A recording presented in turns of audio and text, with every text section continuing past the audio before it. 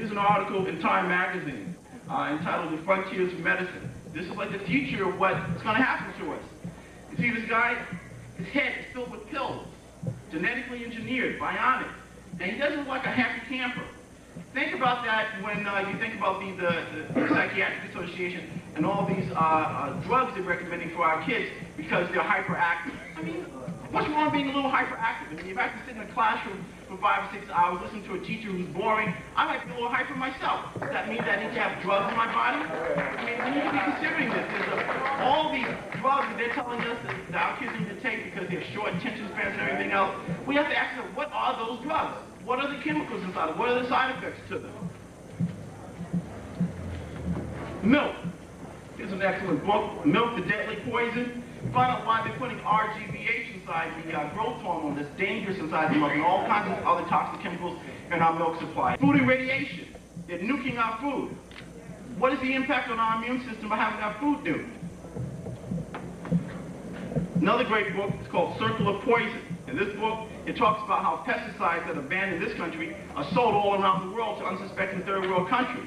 And these farmers, they think they can get these great chemicals from the great America and Western world. Little do they know they're being systematically poisoned.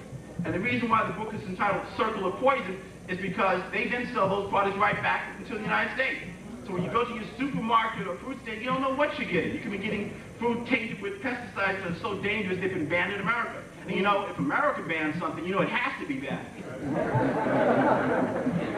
Another great book is called Bitter Pill. It talks about all these prescription drugs that are being saturated onto the so-called third world. And these people, they get these drugs, they don't know what they are, they just think there's some magic potion that's going to cure them, and they're spending all their money, they're using it improperly, and they're being systematically poisoned. And we're wondering why people are getting sick and having immune problems around the world. Another great book, Global Dumping Grounds, about toxic waste is being shipped all over Africa and Latin American places of that nature. Cosmetic ingredients. Ladies, get this book, because I tell you, you're putting all these chemicals on your body. If you only knew what the ingredient, you know, like there's about 123 different chemicals that have been shown to cause cancer. Cosmetic ingredients that are shown to cause cancer. I mean, when you put those hair dyes on, little do you know that dye seeps through the pores of your skin, through your skull, gets into your brain, and on autopsies they found that the person's brain is the same color as the dye that they use. And then it seeps all into your organs and stuff. It causes cancer and other side effects and diseases. I mean, look, if you just clean, neat, have a nice smile, you don't need to be saturating your body with all these deadly chemicals. I mean, even the nail polishes, when it's formaldehyde, you don't need all these colorations. Look at the ingredients, look at the side effects. You won't be using any more nail polish and lipstick and stuff. You find natural alternatives, or just have a nice smile. I mean, I think most guys can appreciate just a nice smile and a pleasant personality.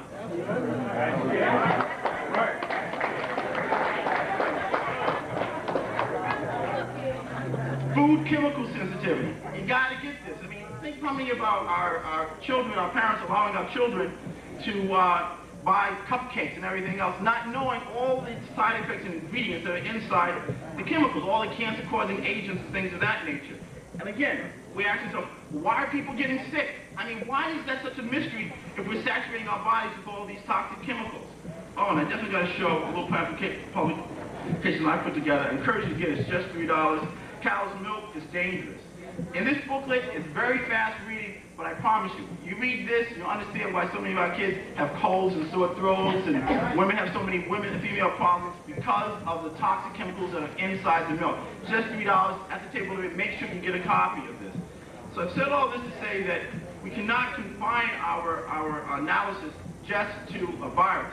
Viruses are things that nobody can see them except a handful of doctors with multi-million-dollar microscopes, so we have to take their word about what exactly these things are, if they really exist, and what they really do. Assume they do exist, what they really do. I mean, we have to take their word. One of the problems with that is it takes control away from us. It's like these invisible little demons that only the medical establishment can control with their magic potions. I mean, I tell you, the sickest people that I know are the people who believe in viruses, because they're always getting sick and running to the doctors and getting more and more medications and getting sick all the time. But the people who don't believe in viruses as the causal agents, they take control of their health.